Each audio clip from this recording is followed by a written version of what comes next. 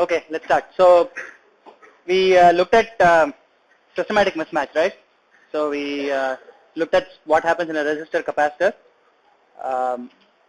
and then same thing with the MOSFET. We started looking at the MOSFET, so let's look at that in a little bit more detail. And but before we do that, I just wanted to point out one thing. When we did the noise of the cascode last time, so we assumed that the impedance looking in here is RDS1, which is very large, right? So what happens if you have a capacitance Cx there? Okay, if the capacitance is large enough, the impedance looking in is lower, looking down. Okay, in other words, the gain from here to here can be large. We assumed it is the cascode transistor was getting degenerated by RDS1. Now it gets degenerated by 1 over omega Cx in parallel with that. If either the frequency or Cx is significant enough, then you could see noise from the cascode. Okay. Okay. So we started looking at the current mirror to what you can do for mismatch in the current mirror. So we assumed it is a 1:2 current mirror, and we are going to lay it out into. So we talked about this, what I call these are laying it out in terms of fingers. If you have a certain width and length, overall width and length you need, you can lay it out as multiple fingers. Okay, they're called fingers because each one of those things is a gate. Okay. In this case, I have shown 2 fingers. Quite often you can have multiple fingers. Okay, maybe 10, 15, 20. So now that, let's say this is a finger, right? So let's say you have 2 fingers. Now, in the original one, you could easily say one was the drain, one was the source.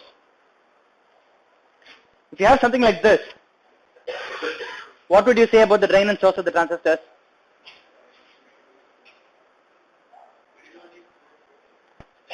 So you're saying middle one is source and these 2 are drains. Is that right?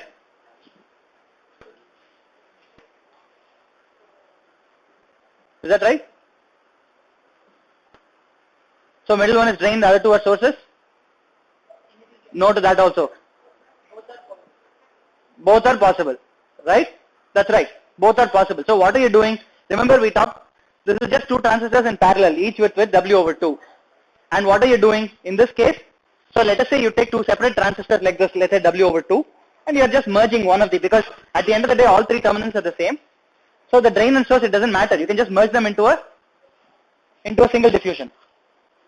Okay, so it doesn't matter whether it's okay. So you can use the center area as both the source or either the source or the drain.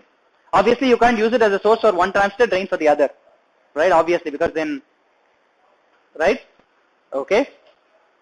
So which way would you do it? You have 2 options. One is drain, drain, other is source, drain, source. Which one is better, or why does it matter? Do you think it matters?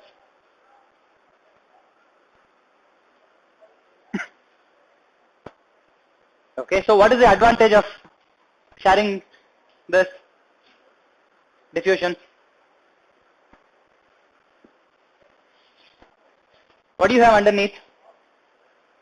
You have the source state diffusion. Underneath that, what do you have? You have the substrate. So what do you have between that and the substrate? Capacitance. So you have the drain bulk and source bulk capacitances. Okay. So what do you have? So suppose you had 2 completely separate transistors, right? Each one had, let's say you take the same thing, shrink the width by 2 and have 2 of these separately, right? Each one will have a certain drain to bulk and source to bulk capacitance. It will be quite similar to what you have here. Okay. Not exactly the same. We'll tackle that in some other class, in the layout class. But now that you have merged this, you have actually cut down the drain, let's say this area, this node capacitance by half, almost half. Okay. So which one would you choose to do? Typically the drain, but it depends, but typically the drain, because many of your configurations are cases where you take the output from the drain. right? Either common gate or common source. You take the output from the drain. You want to minimize the capacitance at the output. Quite often, if you look at the common source, the source is connected to ground, so the source bulk capacitance doesn't matter a lot. Okay? So usually this is more preferred. But it also depends, right? You can do exactly the same thing if you are laying out a differential pair. In this case, we just looked at laying out a single transistor like this. You could break this connection. Okay. You could break this connection, and now it becomes a differential pair. Then obviously the center one has to be the source. It can't be the drain, right? But that's still okay, because even in a differential pair, the capacitance at the common mode matters. Okay, that is part of the signal path, so it will matter. Okay. Yes. Oh no, that is okay. That you can short through metal. Yeah, you will have to make an extra connection. Absolutely. You will have to put in contacts, metal, and then connect them together to bring out the source node. Absolutely. That's right. So that connection I'm assuming you're going to do. Okay. That is, that happens all the time. Again, of course, you have to connect the two gates also together. Right? Okay. So let's take these two. So let's say these, I'm going to lay them out as 2 fingers each. So this is M1 and M2 is the output transistor. This is the diode connected one. This is the output one. Output one is twice, so it has 4 fingers. Okay. So let's look at what colors I've used. I've used blue for the gates and the drain, right? So let me use blue. Now, if you see all the gates, both the gates of M1 and M2 are connected together and also connected to the drain of M1. So first of all, you can say you're going to have to make these connections on metal. Okay, you have to first of all connect all the drains together. Sorry? All the gates. Oh, did I say drains? Sorry, all the gates together. Okay. Then now let's choose some kind of convention for this. So let us say S1, D1, S1. Okay, so let's choose the source drain source configuration for M1. Okay. Now there's a reason why we are choosing it this way, because note that the source of M1 and M2 are connected together. It's a current mirror. So now this is the same as S2, which is the source of transistor 2, which I'm sharing. Correct? Then this becomes drain 2. So obviously M1 gets over. So this is the border of M1, right? 2 fingers, 2 sources, 1 drain. Now M2 is starting, so you have S2, drain 2, source. So it always goes alternate, right? That makes sense because you want to share.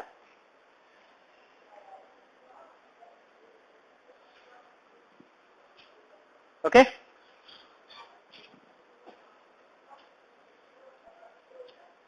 So now with red, you're going to short all of these sources, and then it goes off to ground somewhere. Okay. Well and good. Now you need to make one more connection, which is drain 1 needs to be connected to the gate. Okay. So you're going to make this connection, and then that is what you're, you may connect this to the rest of the circuit, or you may connect it to some, let's say this goes to the current source, for example, right? This goes to ground, so you may connect it somewhere else. Again, same thing with the drain.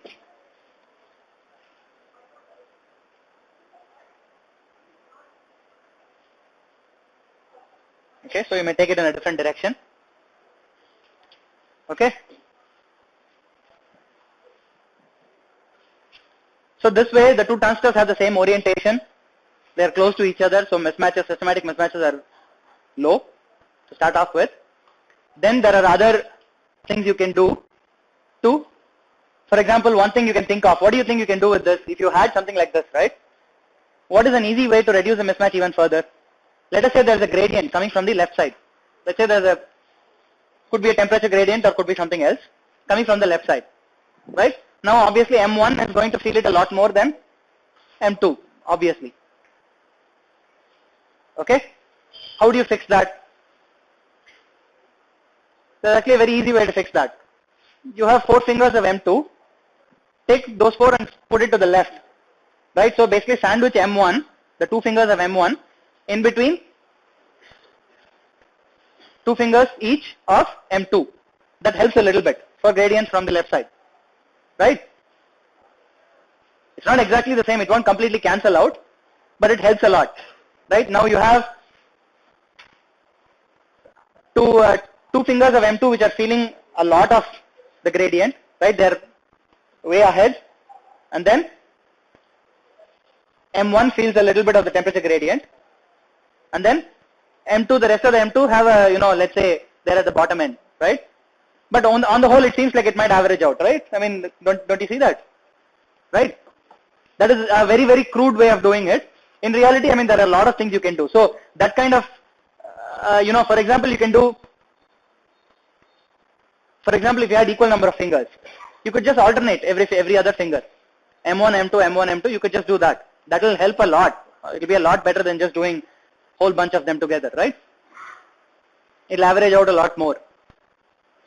Okay, so anyways, we'll look at some of these techniques again and then probably in more detail later when we come to the layout class.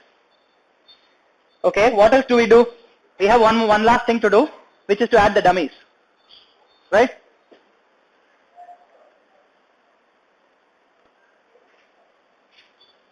I'll add the dummies in yellow.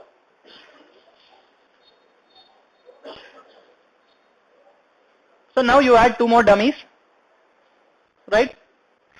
M1 dummy, so that the environment for both of them is also the same.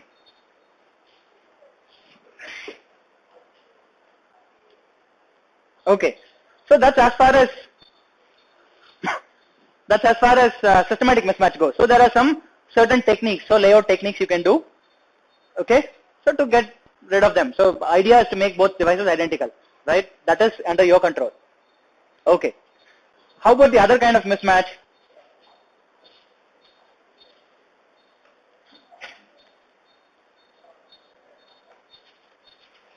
So the other kind of mismatches are random mismatches, right? What are these? These are basically things not under your control, right? If you want to, for example, if you're trying to lay out a resistor, so let us say it has a certain width and a certain length, right? In reality, you're going to have some variation of these edges due to processing, due to several things, right? And now this is no longer a real W, there is a distribution. And this is random. So if you lay out another thing right next to it, right, this variation could be totally different.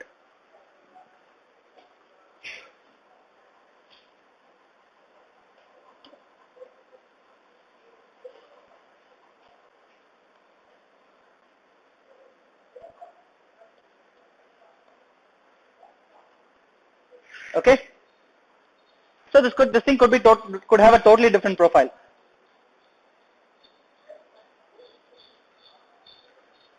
Okay, so now what that means is, because it's totally random, you have the concept of a probability. It's a statistical quantity now, right? So now you have a distribution function to describe it.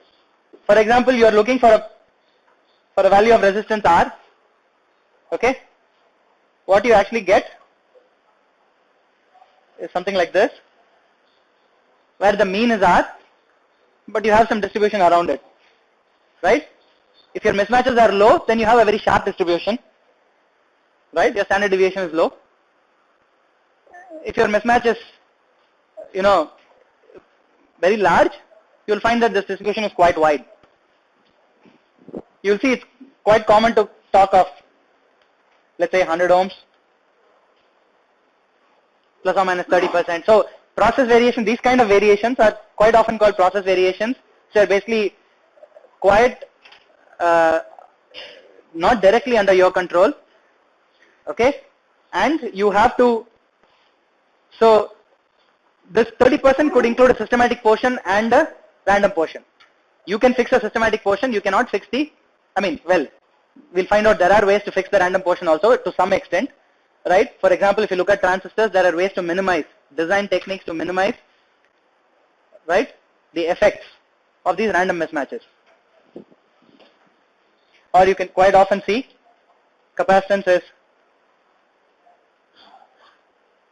you might see a number like this, right? This is the capacitance per unit area is 1 femtofarad per micron squared plus or minus 20%, right? You'll see these numbers being thrown around.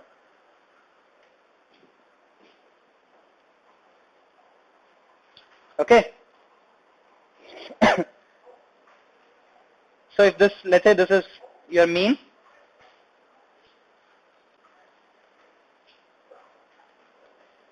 you would have, I'm guessing you have seen these numbers before, 1 sigma, 2 sigma, 3 sigma type of distributions, right? So you have a certain, like 68% of the distribution lies within 1 sigma, 95% lies within 2 sigma, and within 3 sigma almost 99.7% of the values will lie within 3 sigma. Okay.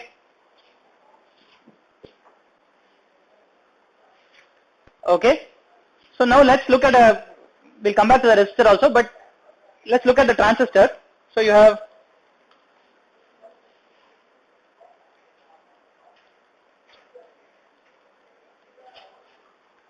okay, where can you have these kind of random variations?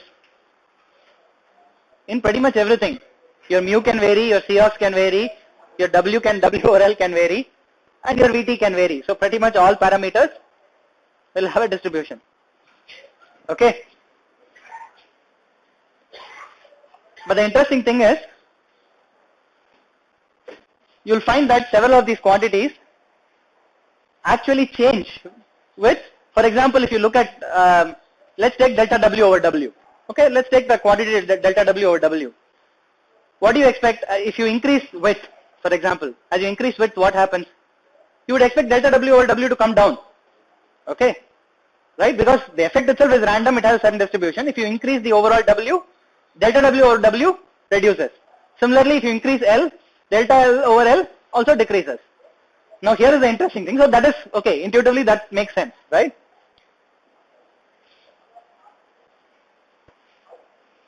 Suppose you take this transistor, so you know that it has some length variations along its width. Remember, this is the width dimension we are talking about now. Okay.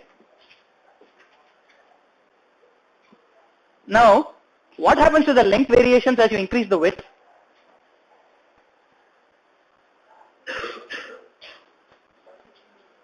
It also reduces, because now along the length you get more averaging, right? Remember, so your length has some variation, right? So if you just take slivers of this transistor, you can break up the transistor into multiple slivers in parallel, right? And if you see, you have, depending on how much of them you take in parallel, which means you make the transistor wider, this kind of length variation effect will get averaged out over multiple devices, right, or multiple slivers rather. Okay, so it turns out that delta L over L reduces if when you increase the width, and similarly delta W over W increases when you increase the length. Okay, so it turns out it actually depends on the area of the device.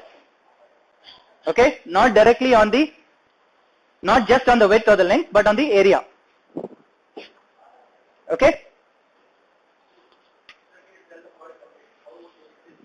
Yeah. Okay. So think of a very small device. Okay. So this length is a random quantity. So along each sliver, the length is a random quantity. The length. So this is the length. This is the side view of the device. This is the length, and this is the width. Correct? Correct? So let's say you break it up into multiple slivers, right? Each device is going to have a different length maybe. Let's assume, forget about the width variation for some time. Each device is going to have a different length. It's going to have a median length L or a mean length L and some distribution around it. The more number of slivers you take, right, the whole effect is going to get averaged out, right? It's going to approach the mean, correct? Delta L over L is going to reduce.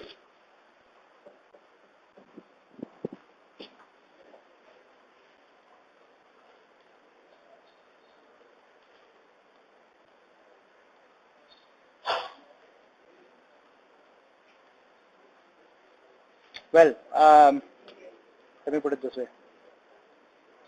I'll just write it this way. Okay, as width and length increase, delta W over W and delta L over L decrease. Okay. And similarly, you can show, now that you're trying to break up the device, similarly you can show, let's say there is some mu variation or Cox variation, you can, argue the same thing, right? Obviously, if there is some, let's say, oxide thickness variation along the, in a certain direction, if you increase W, it makes sense that that will also get averaged out. Okay, so in reality, it turns out mu Cox, VT variations, all of them show a dependence on width and length.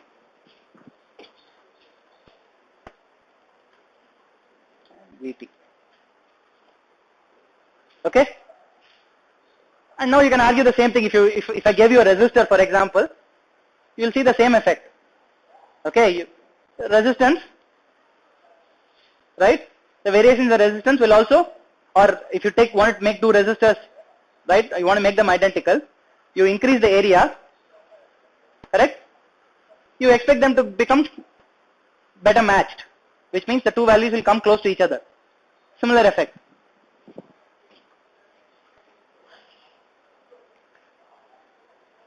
So you can show that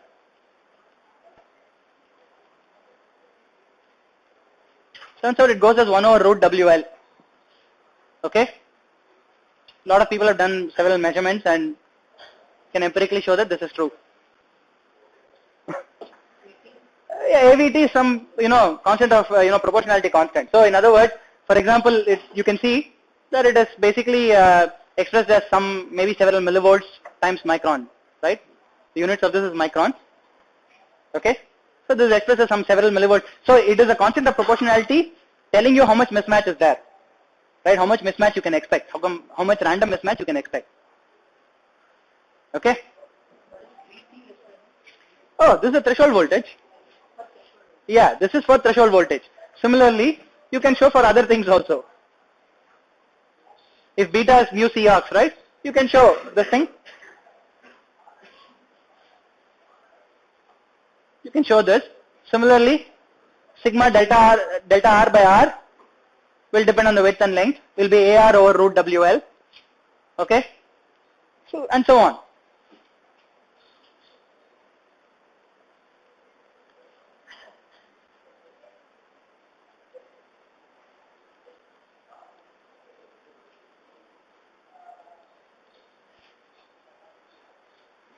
Okay.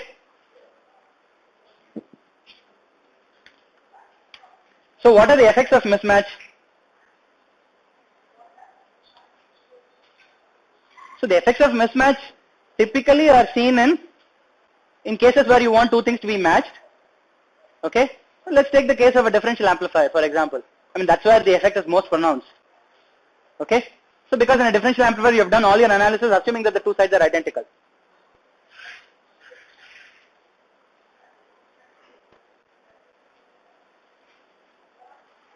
Okay.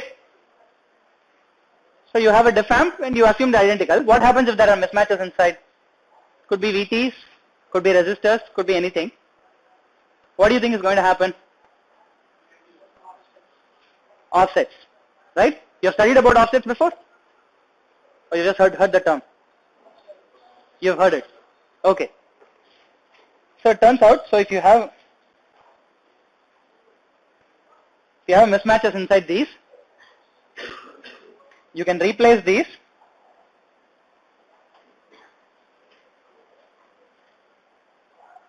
okay, just like before.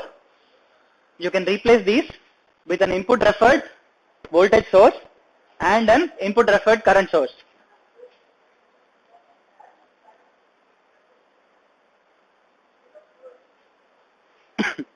Okay, and where this is completely symmetric. Okay, so this is basically, for example, the input referred, that is called the offset voltage, and the other one is called the offset current. Okay, for example, okay, so in many cases, for example, in MOSFETs, okay, you can completely ignore these. Input current is always zero, right? So you don't care about, there is no IOS, both are zero, therefore the mismatch is also zero. But if you have bipolars, you have to worry about it. Okay? Okay. So the input offset voltage is defined as the voltage. Okay. So what happens if you take a real case? Ideally, if you apply 0 voltage here, what should you get here? 0 volts. If you have mismatches, what will you get? If, let's say if you had mismatches, you apply a voltage, what do you get the output? You will get a finite voltage at the output. That will just be a function of the mismatch inside the circuit, right? If, let us say, your transistors are mismatched, let's take a diff pad with resistive loads. Resistors may not be equal, transistors may not be equal, the two currents may not divide equally because the transistors are not equal. Therefore, the DC points ID1, RD1 will not be equal to ID2, RD2, so you'll get a residual DC voltage. Okay? So the offset voltage, you're going to pull that to the input, and you're defining the offset voltage as the voltage that needs to be applied at the input, okay, to make sure that the output differential voltage is 0. Okay, that is how it's defined. So of course, if you apply VOS here, output will be 0, right? Now this is a differential circuit. Correct? And of course, in general, you need both the voltage and the current. Same reason as noise. You want it to be applicable for any source resistance. Okay?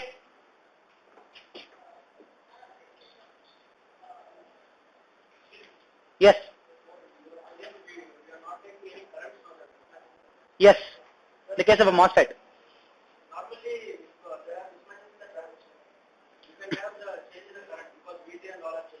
Correct. In the drain source. Correct. Absolutely. I didn't say that. I didn't say no. Absolutely, you're right. Who said? What does that have to do with the mismatch in the input current? What does that have to do with the input offset current? Right? That has nothing to do with it, right? I mean, the MOSFET ideally is an infinite, at least for the DC case, infinite input impedance. You can't refer anything back to an input current in the MOSFET. You can refer output current mismatches into an input voltage, right?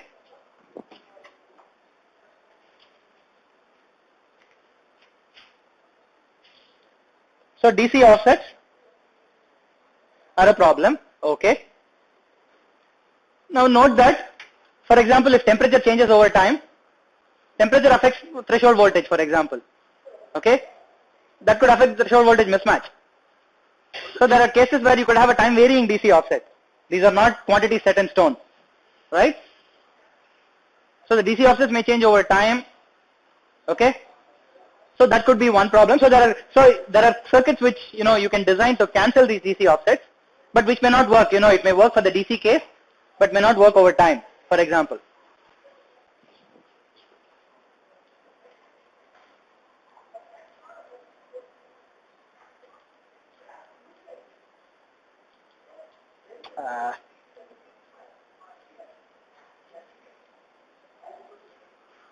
Is that right? Okay. So the other thing, ideally in a differential case, you're supposed to have only odd order nonlinearities, right? Odd order, terms, correct? Because even order terms completely get cancelled out. But if you have mismatches between the two sides, you can now get even order nonlinearities. Okay? So for example,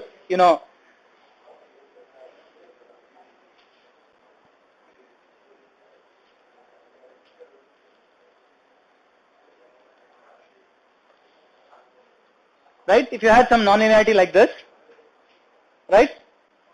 Quite often, if you have a differential case, perfectly matched, alpha naught will be 0 and alpha 2 will be 0. Okay? You'll have only these terms, only even, right? You should know this by now. I think I'm sure you have covered it previously.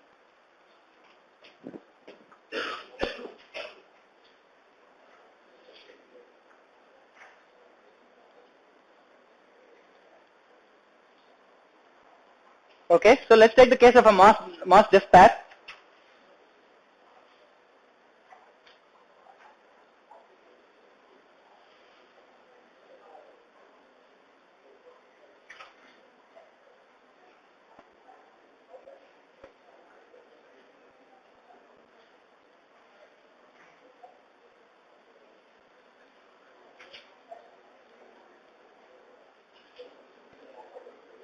So we are going to call these two sides, okay, the two transistors M1, M2, RD1, RD2. No, they are no longer the same, right?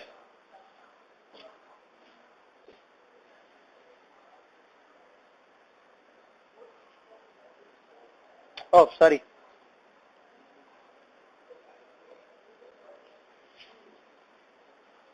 They are not differential.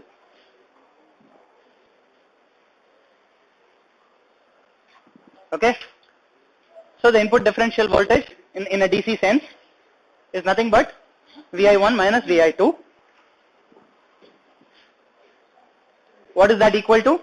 VGS1 minus VGS2, right? Okay. Now you can write the expressions for VGS1 and VGS2 in terms of VT and the currents and so on. Then you can calculate the mismatch. What is that?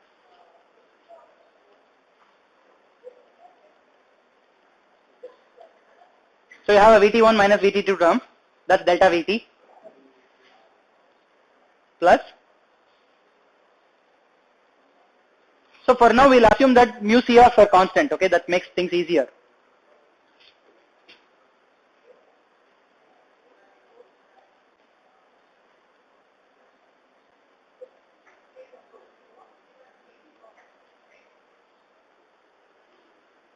Okay.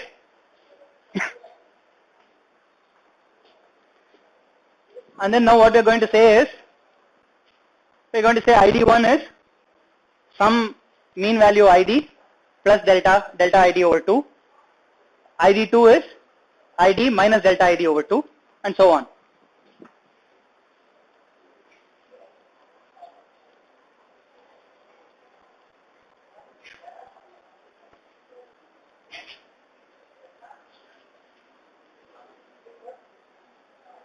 And similarly you can do the same thing for delta, W over L, right?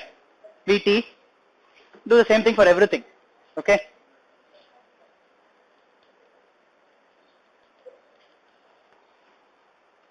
For each one you say that left side has some positive delta, right side has some negative delta.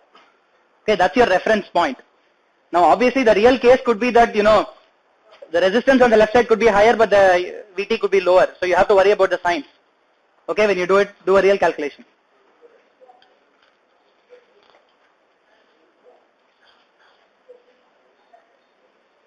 Okay, now this VID, ideally now what are you going to do? You have the condition that VID, okay, VOS is the VID at which the output voltage is 0. What is the output voltage? It's ID1 RD1 times minus ID2 RD2. If you want to make that 0, so you have the constraint which says that ID1 RD1 should be equal to ID2 RD2. Okay? But we'll apply the condition a little bit towards the end. Let's keep it in terms of ID and VT and so on. We'll see what it gives.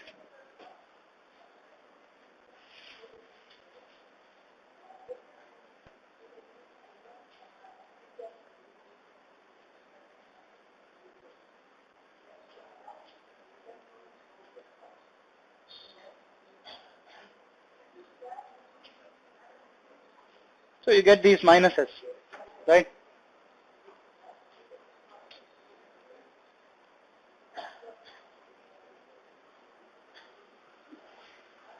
Okay.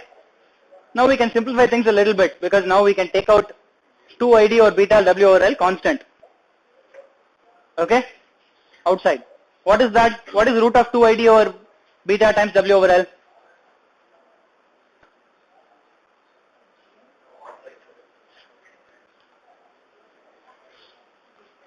Okay. It's really sad, right? Okay. Better be careful with that. Okay.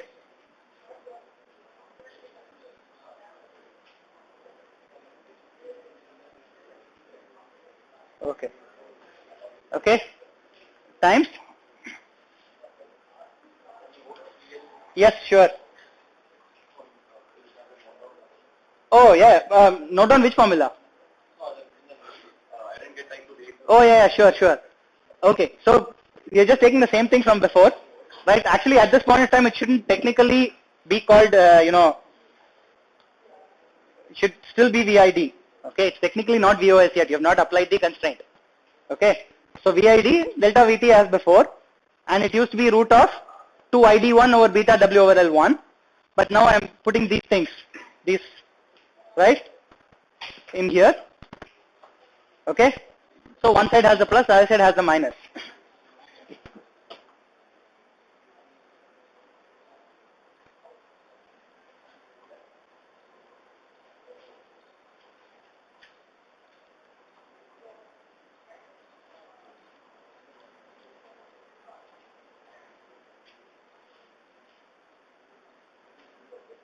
You get this. Okay, you've just pulled out 2ID over beta W over L. So you get this term. And now we can do an approximate analysis. We know that the mismatches should technically be small. Okay. So we're going to say, delta ID over 2ID is much smaller than 1 and so on. Right? You can remove the square root sign. 1 plus x whole power n is 1 plus nx. You can do that. Okay. So the final result you get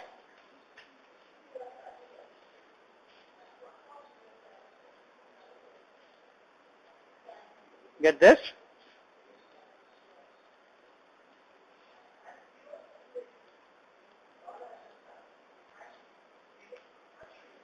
Okay, so this is what you get.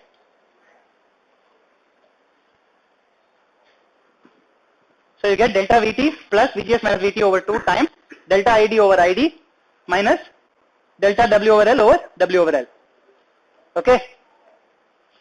Now we are going to apply the constraint, which is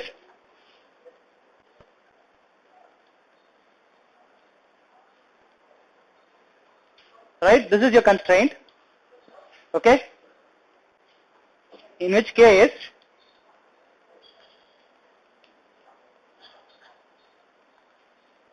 you can show this. Okay. Just put in the values, expand it out, cancel out the common terms. You'll find that you get delta ID over ID is minus delta ID over RD. Okay. That makes sense, right?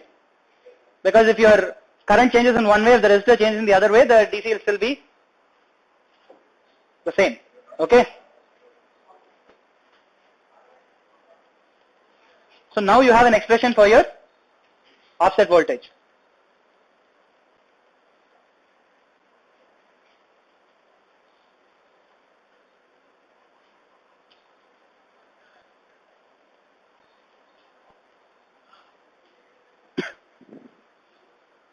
Okay. Now what do you need to do to minimize offset?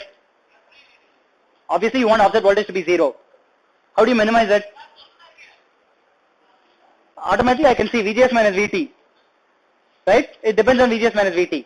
Which means for a differential amplifier, for a MOS differential amplifier, if you want to minimize offset voltage, you have to minimize VGS minus VT.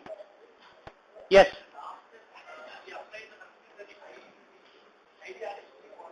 Correct. That is the condition for the output voltage, DC voltage to be 0. It's not condition for no offset. How is the input offset? Okay, so this is called, VOS is called the input referred offset voltage. Okay. It is defined as the voltage which you need to apply at the input such that the output DC voltage goes to 0. So that is the fundamental constraint. Fundamental constraint is if you want to find out input offset voltage, output DC voltage should be 0. That is how we got ID1 R1 should be RD1 should be ID2 RD2. Okay.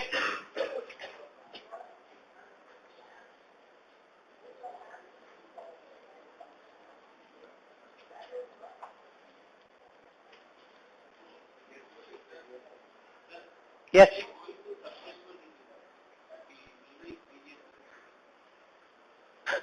Well, the analysis has assumed that you are in saturation, not in subthreshold, right? You are in strong inversion. So obviously, without going into subthreshold region, you minimize VGS minus VT.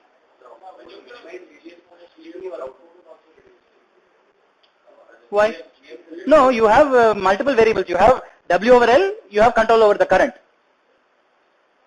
right? Of course, you can change both GM and VGS minus VT at the same time, right?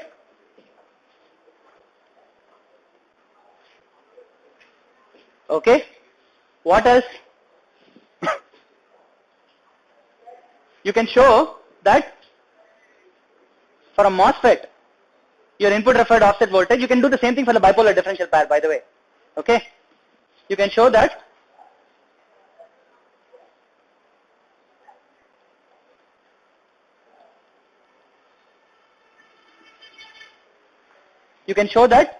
if you have a MOSFET differential pair, fundamentally your offset voltage is going to be worse. What you will find in the case of a bipolar is, first of all, in a bipolar you don't have a threshold voltage. So you're already missing one term. You'll already, not have one term in the bipolar. Second thing, in the bipolar, instead of VGS minus VT, you'll see a dependence on the thermal voltage, VT. Right? Typically your VGS minus VT is, 100 millivolts or larger. Thermal voltage is already only 25, 26 millivolts. Okay? So you'll see that the bipolar differential pair will fundamentally have a better offset. What else? You're seeing delta VT directly referred to the input. Okay?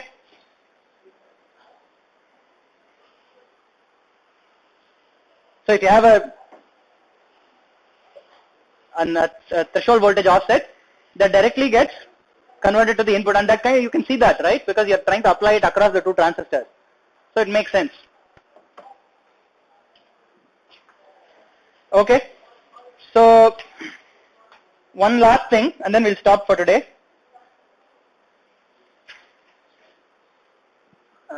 Now that you have written this offset voltage, you can find out the expression for the standard deviation, because now all of these things are statistical quantities. Right?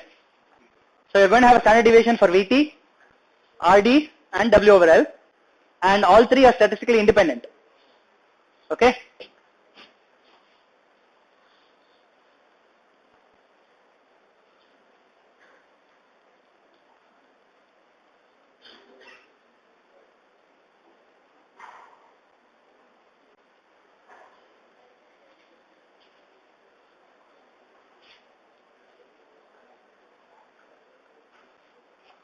Okay? Now you can write the standard deviation. Variance. Okay? And one last thing before we stop, I forgot to mention it. You see those negative signs inside the bracket? You will see books with positive signs. Okay?